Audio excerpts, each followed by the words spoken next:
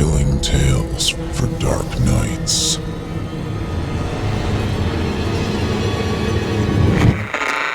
Want to make sure you never miss a Chilling Tales for Dark Nights video again?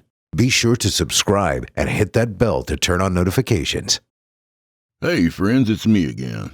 You know what's really easy to do and even easier to forget? Help me out and hit that like button if you're listening on YouTube. If you're listening somewhere else, what the hell? Pop in and give me a thumb. Say hi while you're at it. Helps me a ton with that damn algorithm. And besides, it's always nice to see you there. All right then, let's hop on that crazy train. All aboard!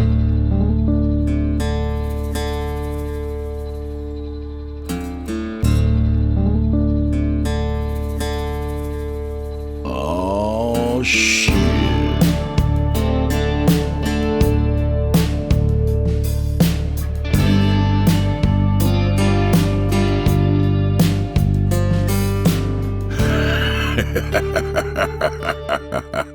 Well, hey there, friend. So good to see you. You know, as if there aren't enough holidays this time of year, we've got a good one today. Happy Krampusnacht, everyone. Krampus is a kind of goat-looking demon who tortures children by whipping them with a stick. Anyway, strange thing to be celebrated for when you think about it. I mean, I once bunny hopped over a hobo with a BMX bike. That seems more worthy of a holiday than what this Krampus guy does. Hell, even Chester agrees with that one. Whatever. Happy Krampusnacht, amigo. Now come on in. I hate it when I run out of Zippo fluid. Check out simplyscarypodcast.com and become a patron. For as little as $7.99 a month, you'll get the entire catalog ad-free and available to download or stream. There's a little patron button at the top there. You can't miss it. And if you want to hear more about my adventures in Hobo Alley, feel free to visit patreon.com/Drew Blood and listen to the Hobo Bop episode. Alright, so tonight we welcome author Ambrose Ibsen by way of our friends at VELOX Books. In this one, we join a broke, grieving father who can't afford to bury his son after an 8-month terminal illness bankrupts him, and it only gets worse from there. So without further delay, from author Ambrose Ibsen, I give you Room to Breathe.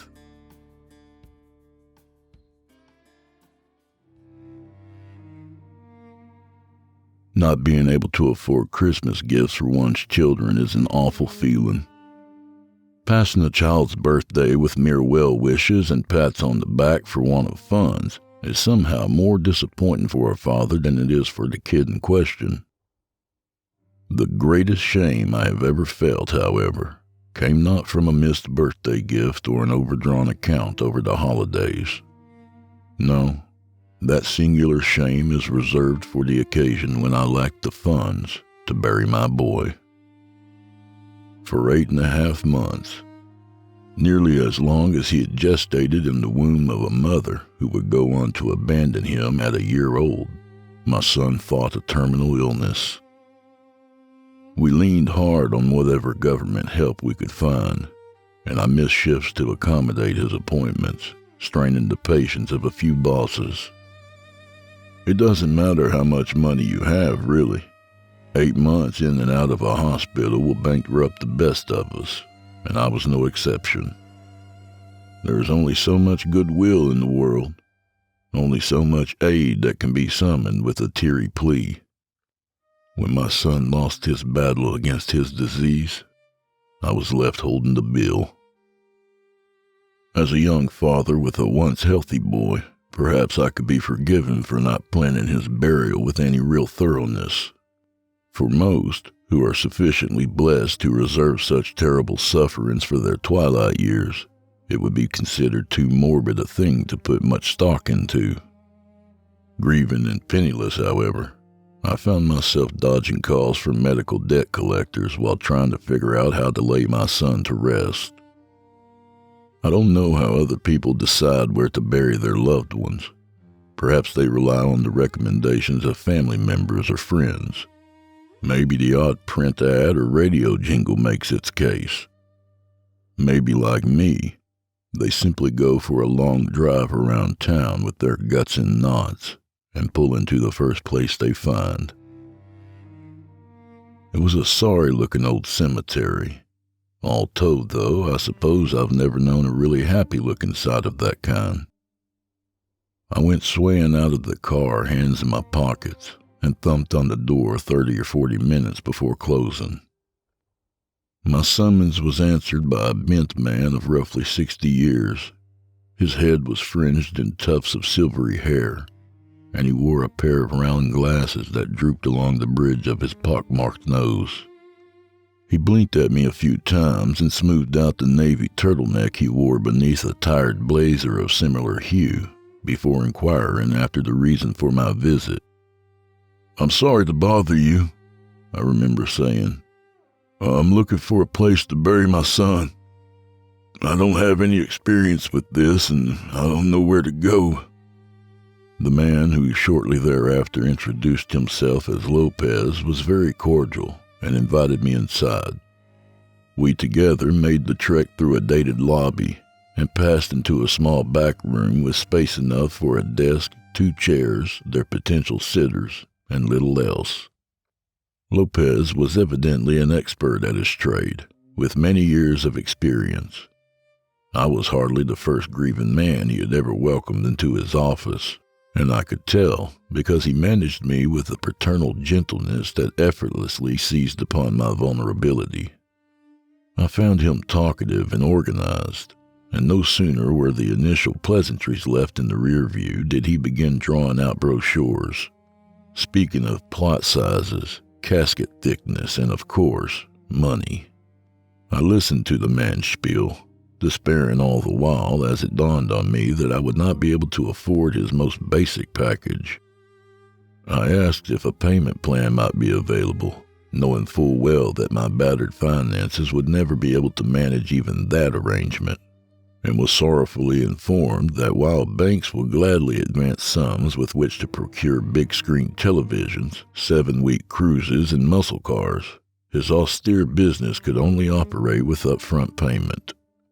It was then that Lopez asked about my situation, asked me what I could afford, and it was then that the dam broke. Weather enough tragedy in your life, and you'll get used to crying in front of strangers. Burning with the fresh ache of loss and doubly sickened by the unfairness of it all, I told the man straight. I was broke. I was on the very cusp and had nowhere to turn. Family members and friends who had once been charitable now eyed me with loathsomeness on account of my endless need. A stint in bankruptcy court was in my near future, but it remained to be seen if even this would keep me from backsliding into utter poverty.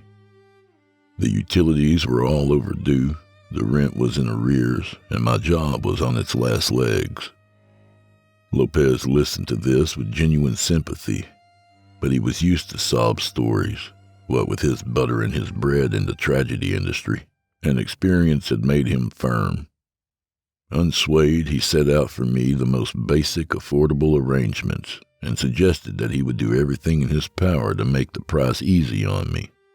This said, he hastened to add there was only so much he could do. The economy, that versatile and omnipresent scapegoat, was cited again and again whenever I earnestly pressed him. I was ultimately sent away with a stapled stack of papers with Lopez's neat scrawl upon them, the contents of which detailed the cheapest possible burial arrangements for my son. Before leaving, I threw all shame to the wind. I might have kissed the man's feet for a discount, and I begged him to reconsider on account of my desperation. A payment plan, a simpler arrangement. I even asked him if some other cemetery in the area could do it for cheaper. All this was refused, and sorrowfully, I might add, for I could tell the man was genuinely bothered at turning me away. He apologized repeatedly, wished it could be different. "Would that I could offer you something more affordable, my friend. I am gravely sorry for your loss. The margins, you understand, are already so thin, however." The margins, I supposed, were thin indeed if charity was allowed to grow cold. And so I shuffled out of that graveyard office a weaker and more hopeless man than I'd entered it, a horror I had scarcely thought possible. That night I scraped the bottom of the barrel while poring over Lopez's forms and doing pointless arithmetic. It doesn't matter how many times you add it up or pare it down. 0 is all you're left with when you're working with 0. I had one chance of affording a proper burial for my son, I figured. That being the payout of my own paltry life insurance policy. A seatbeltless romp down the freeway at 120, or a long walk off a real tall rooftop would do it. If I conveniently happened to kick the bucket that night, then perhaps old Lopez would be kind enough to take some of that insurance money and make it a package deal, 2 for 1. In the end, I didn't have to resort to such extremity to get the job done, however. Instead, I had only to pass another sleepless, anguished night. On the other end of it, in the wee small hours of the morning, I received a phone call from none other than Lopez.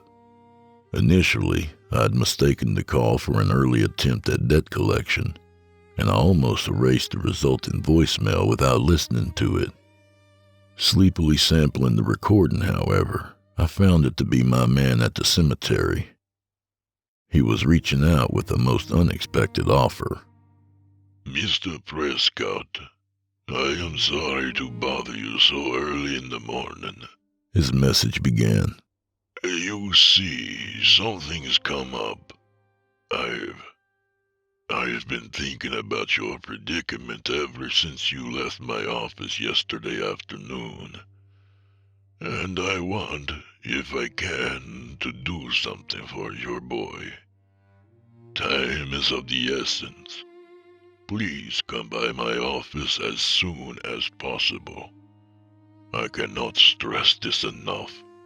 There is only a narrow window in which I can assist you with this, and it is a most unorthodox arrangement, I admit. Please, call me back. At hearing that Lopez was willing to work with me, that perhaps this aspect of the nightmare might finally end, I felt the stirrings of hope in my breast. How odd and foreign a feeling it was. Suddenly invigorated, I jumped into my car and sped to the cemetery. Lopez's arrangement was indeed an odd one. In fact, what he suggested was if not completely illegal, then certainly taboo. I was admitted onto the premises like a fugitive. Lopez had clearly been watching for me. Without a word, he led me through the dark building and to the same back room where we had previously had our unproductive back and forth. There, shutting the door softly behind him, he locked it and went creeping over to the dusty fax machine, from which he pulled out a few freshly printed documents. Something has happened, began the man quietly, shuffling the papers in his thin, shaky hands. Whatever you decide, Mr. Prescott, not a word of this conversation may leave this office, am I understood? It is a matter not only of my legal safety, but of my professional reputation. I do not invite you here and make this offer lightly. I do so only out of immense pity for your situation. You impressed upon me that you are a man with little to his name, a man who has lost the only valuable thing he possessed. Let not our earlier dealings make you think me a monster, sir. I am but a man myself with bills to pay and mouths to feed. Even so, I am not made of stone. Your story resonated with me, and though it is not mine to share, your pain weighs on my heart. And so, sir, when this happened across my desk this night, Here, Lopez shook the papers in his grasp. Well, naturally, I thought of you. The man explained his offer therewith and didn't mince words. I understand that you cannot afford a plot, casket, or burial. There is one, however, bound to be buried here this day.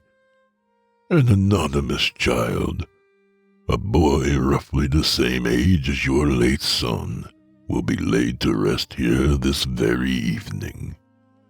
A John Doe, the victim of a monstrous crime. The authorities have gathered all the forensic data they need to continue their case into the lad's murder, and have decided now to put him to rest. The local government is fronting the cost for this arrangement.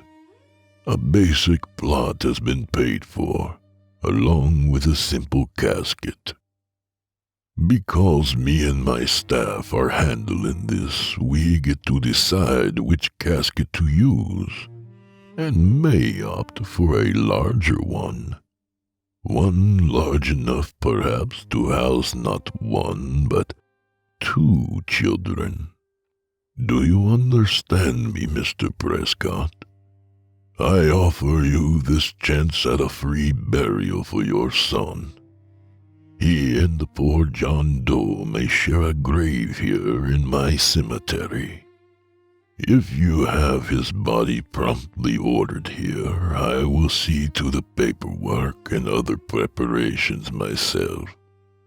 Your son and this John Doe will be dealt with carefully, laid to rest respectfully, and there shall be no cost to you. Of course, there is a caveat. No one, and I mean no one, must know of what I've done. It would be a matter of some legal gravity, and would doubtless cause a scandal. The way I see it is this. Both your son and this poor John Doe have left us before their time. They will be able to keep each other company on the long road to eternity, and you and your need will be able to rest knowing that your son's remains have been reverently interred. The old man held his breath and was rather gray in the face. He knew just how outre and ugly his offer was. He had spun his share of pretty words in making his pitch, but in the end he was proposing that my son play the part of a stowaway in this John Doe's grave. It was a soul-wrenching and stomach-turning proposition, but it was one that I couldn't afford to reject. Having no alternatives, I reticently agreed to Lopez's terms. A call was placed to the local hospital where my son's body was being kept, and Lopez himself made arrangements to have it transferred at once. Within hours, both bodies had been placed in Lopez's care, and the 2 occupants of the full-sized casket were gussied up in short order. My son was laid to rest in his Sunday's best, and in cleaning and positioning him, skillful Lopez imparted something of peacefulness to my son as he was placed within the coffin. Then there was the other boy. He looked about the same age as my son, though a good deal more haggard. My boy could not have claimed to have had a nice and privileged upbringing, but this other lad looked bluntly like a street urchin. He was covered in bruises, burns, and wounds, some of them hastily sutured by investigators. He remained clothed in filthy rags, barefoot, with wild hair, just as he'd been found. Unwilling to let such a thing pass, I urged Lopez to postpone his burial just long enough for me to return home, where I grabbed up a few of my son's articles. The hand-me-downs fit reasonably well, and so John Doe was placed in the casket in a more respectable state. The casket was sealed and the cemetery staff were not told a thing about who was inside, except that the coffin was bound for the unknown site they had been in the process of digging since dawn. Lopez and I stood graveside as the thing was lowered and covered with earth, and for that 30-odd minutes I felt myself overcome with a warmth and calm, the likes of which I hadn't known in many months. The relief I felt in finally interring my son's remains was immense, and I was extremely grateful to the caretaker for his strange but affordable accommodations. Lopez would hear nothing of thanks. He assured me that my boy and I would be in his prayers and asked for nothing in return, save in the future good word of mouth.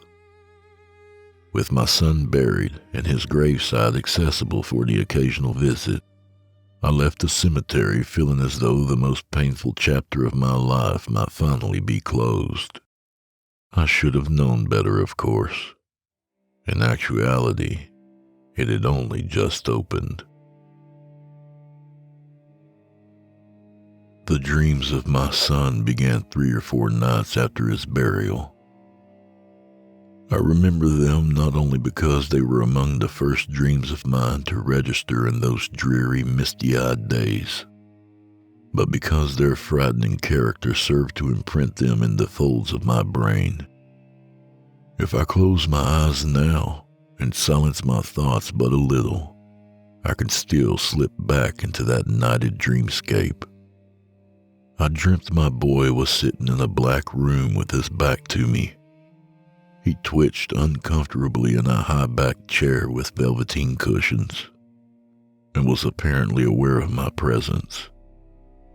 His thin voice reached my ears as he looked straight ahead. Exactly what it was that captured his attention I couldn't say, but it held him firmly so that he didn't so much as think to turn as he uttered, "Dad, he won't leave me alone." This lone remark troubled me much in my sleep. I wanted to reply to him, to get to the heart of the remark, but in this dream I had no mouth to speak of, no voice, and was reduced simply to the role of concerned listener. "He won't leave me alone," continued my boy, his voice low but intense. "He won't let me sleep." I awoke a groggy and confused mess in the middle of the night, jarred to wakefulness by the brief snippet of dream imagery. As any sensible man is wont to do during a particularly stressful season in life, I wrote the dream off as a symptom of anxiety, of course.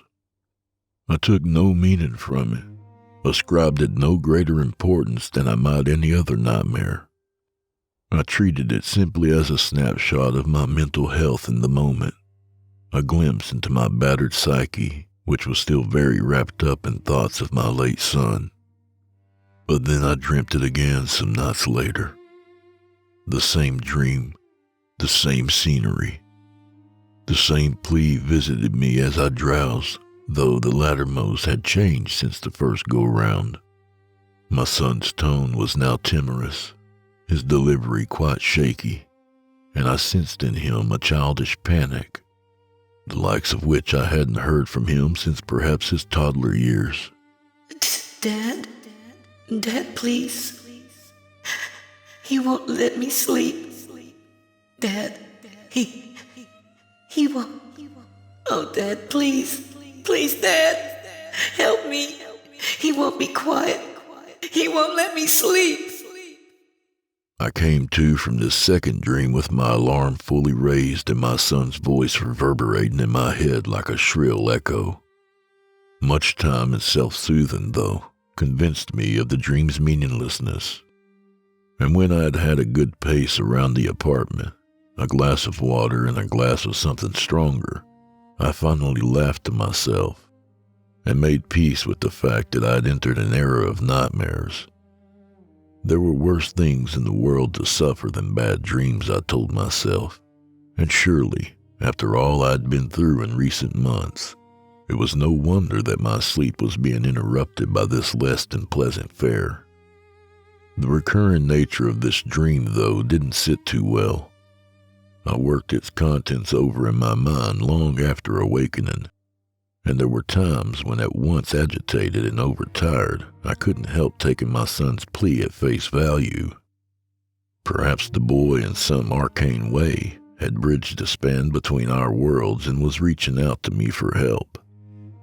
I went back to work, spent my days buried in other people's problems, but returned to the substance of the dream in my downtime. The occasional web searches into supernatural topics brought me no closer to a satisfactory explanation for the dream, though a few nights of solid undisturbed sleep saw it gradually slip from my memory. It's funny, but this slow calm, this slow forgetting, set the stage for the single most terrifying fright of my life. I dreamt the wretched dream a third time. In the first two instances, my descent into the dream space had been measured, paced. I had known myself to be slipping into it before the details had been given even an ounce of sharpness. This time, I fell straight into the black tableau, was dropped into it like a lobster into a pot of boiling water. My son's piercing screams broke through the stillness till I was sure my skull would split in two, and as I watched him tremble and sway in the same chair as before, I thought him white as a sheet. He tugged at his hair, thrashed madly, and even half turned toward me with the widest eyes I had ever seen on him. He did not ask for help this time, did not address me in any way. He screamed, and he screamed. How long he continued screaming is beyond guessing, but the wonder of dreams is that they can occupy at once a vast space and the space of an instant. All this to say, though the vision may have only lasted the blink of an eye, I withstood my son's screams for what seemed an eon. I awoke on the floor after the third instance, and in a sweaty nocturnal panic clawed my way across the apartment to my son's old room. Punching open the door, I scampered in, expecting to find him within. The cries I was hearing were all inside my head, though. My ears and skull still rang with them. The room was empty, just as my son had left it before his last hospitalization. I thought myself many things after suffering that particular fright. I thought myself ill, depressed, suicidal, haunted. I marched circuits around my place till dawn with all the lights on and coached myself under my breath. Perhaps I would seek professional help. Perhaps I would call a priest. Perhaps I was coming down with some disease of my own, and this shock of madness was but its first symptom. Eventually, though, I made the decision to call someone else. I chose to call old Lopez, of all people. I appreciated, and in some respects still appreciate, what the man had done for my son, and had found him well-mannered and easy to talk to. My ultimate reason for reaching back out to him, however, was that he had buried my boy along with a stranger. This stranger, this John Doe, seemed to be at the very heart of my son's dream-born pleas. Who else, if not his casket mate, could possibly be responsible for keeping him up, for interrupting his eternal repose? And so, extremely nervous and very careful not to sound the ingrate, I dialed Lopez late in the morning. My reception, though, was not nearly so warm as I had envisioned it. After recapping the trio of dreams and chuckling my way through certain fears and doubts, the old caretaker offered what seemed to me well-rehearsed condolences, but was unwilling to offer anything in the way of practical assistance.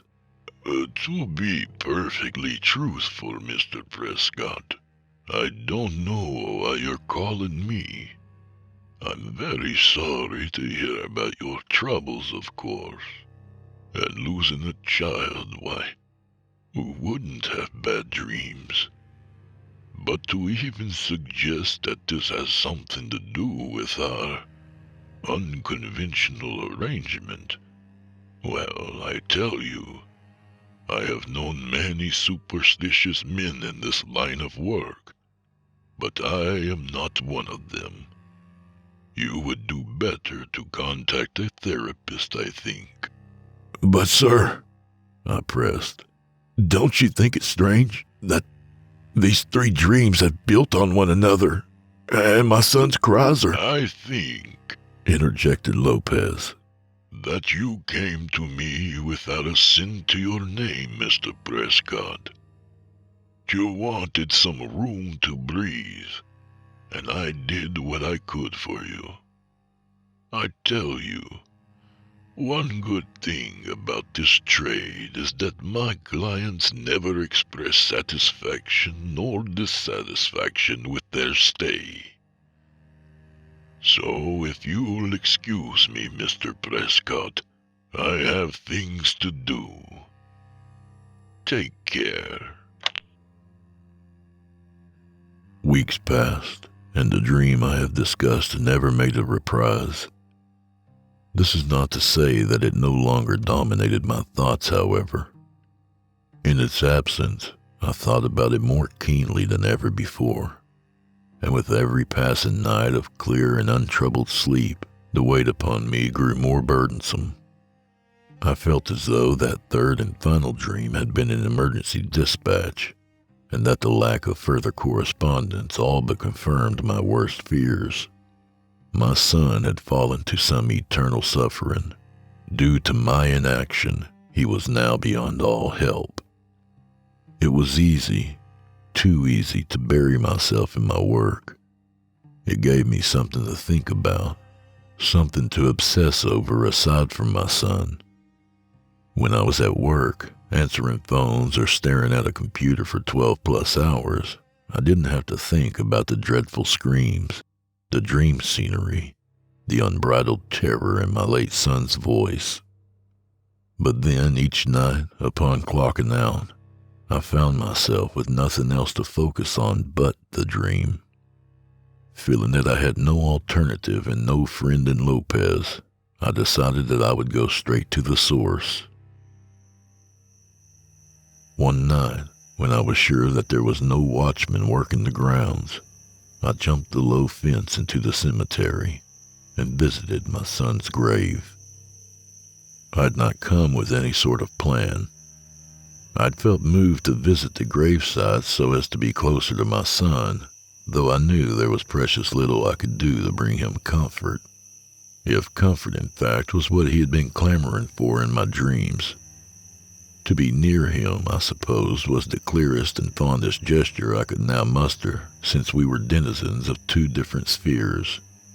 And huddled in the cool spring evening, I sat upon the simple grave marker labeled John Doe and stared up at the sky. I remember uttering into the night,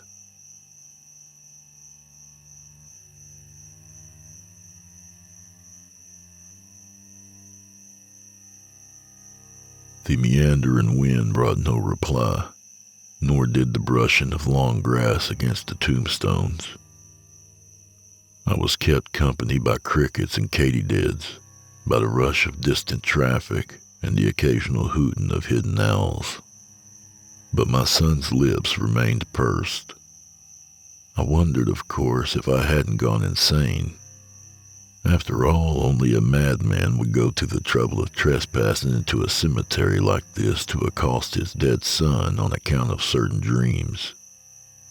I racked my brain for ways to ease his burden, stretched out and listened for signs from beyond. Eventually, both physically and mentally fatigued, I fell asleep upon the grave.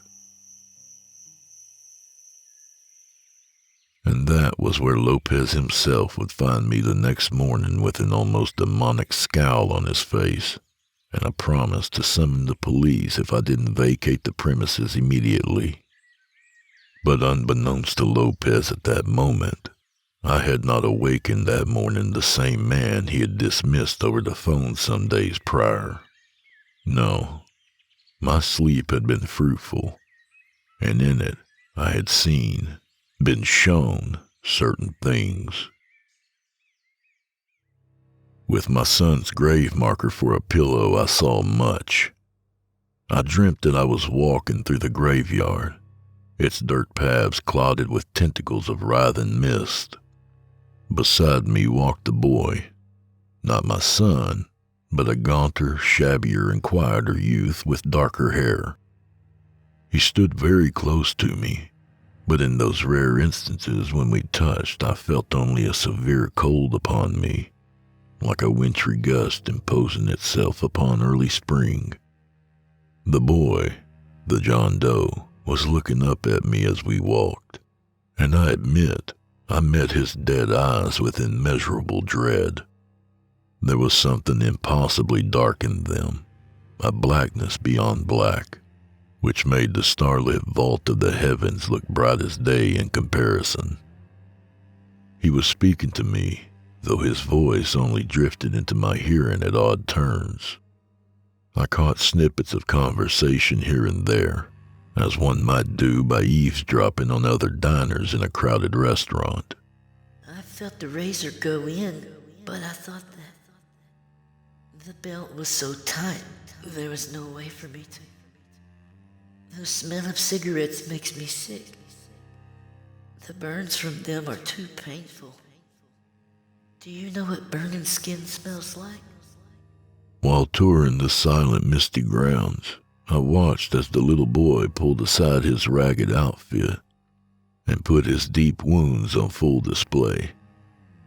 Here in the core of his abdomen was a large, ragged hole, an empty thing that puckered and convulsed as if in search of its missing mass. His ruddy torso was covered in little burns, some minor, others made deep by repeated offenses. A ragged gash breathed across the back of his head, and I could see the contents of his skull tenuously seesawing within at every step. And so this was where he hit me with the bottle. The stinging one. The worst part of it. And I never woke up. One by one, the boy quietly spilled forth his litany of personal horrors. My ears were crowded with the sordid details of his life and the hideous facts of his untimely and brutal death.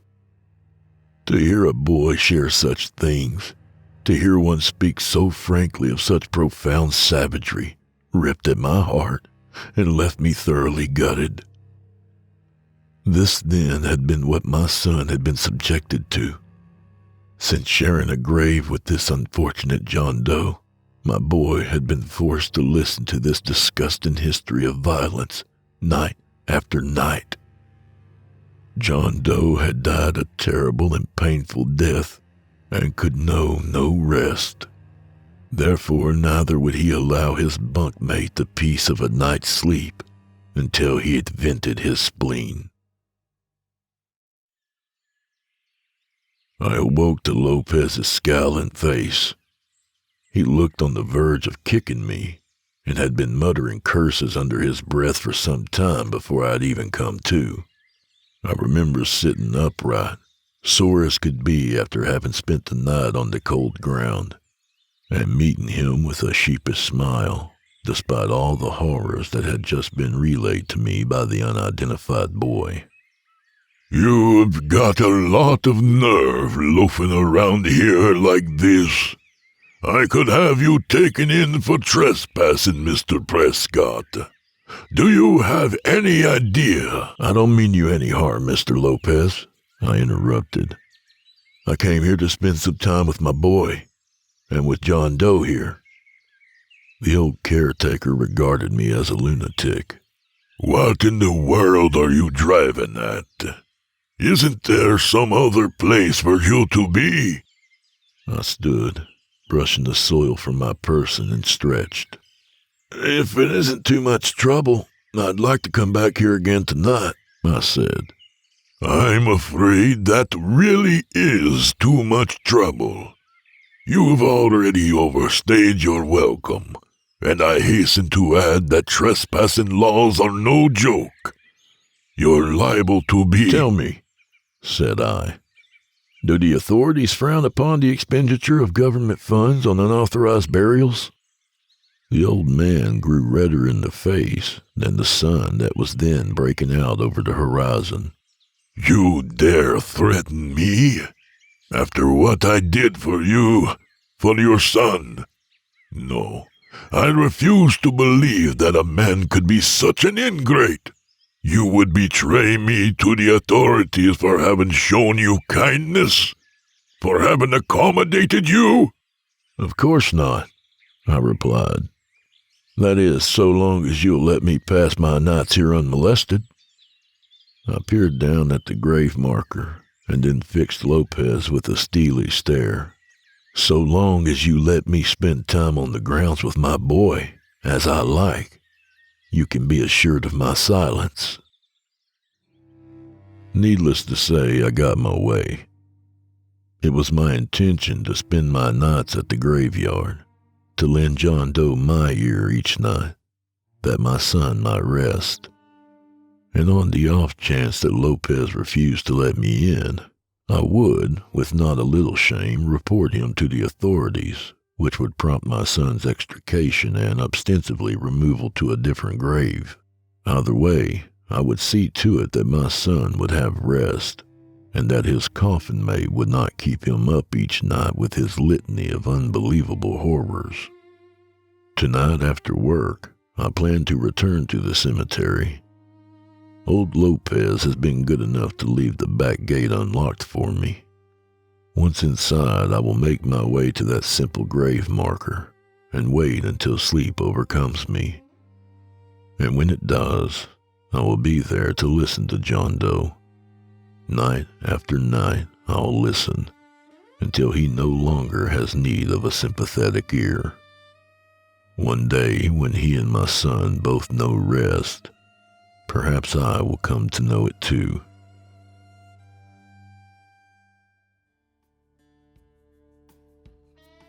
And that was Room to Breathe by Ambrose Ibsen. A good reminder not to cut corners where it counts. A little about the author. Once upon a time, a young Ambrose Ibsen discovered a collection of ghost stories on his father's bookshelf and was never the same again. Apart from horror fiction, he enjoys good coffee brewed strong. I expected so. He's written nearly 50 novels and short story collections. This story is from Ambrose Ibsen's book, From the Heart, 13 Tales of Terror, which is available from our pals at VELOX Books and on audible.com. Thanks, Ambrose. And do old Drew Blood a favor, would you? Subscribe to his podcast wherever you do your listening and leave him a 5-star review and a kind word, even if you're listening on YouTube. He needs soldiers on all fronts to win this battle, and he appreciates it. To hear a premium ad-free edition of tonight's and all the other episodes, visit simplyscarypodcast.com today and click Patrons in the upper menu. You'll find yourself at chillingtalesfordarknights.com, where you can become a patron for as little as $5 per month and get access to their entire audio archive, all ad-free and available to download or stream. Thank you for your time and for supporting our sponsors. When you support our sponsors, you support this show. If you happen to use Facebook, Twitter, Instagram, or YouTube, you can follow and subscribe to Chilling Tales for Dark Nights there, where you'll get all the latest updates and new releases and have the chance to interact with them each and every week. Oh, and you can find Drew Blood on Facebook and Instagram, and sometimes Twitter. The Drew Blood's Dark Tales podcast is accepting submissions, friend. If you've got a story or two you'd like to be featured on the show, send it to drewbloodhorror@gmail.com. If selected, you'll get the full treatment, 10 bananas.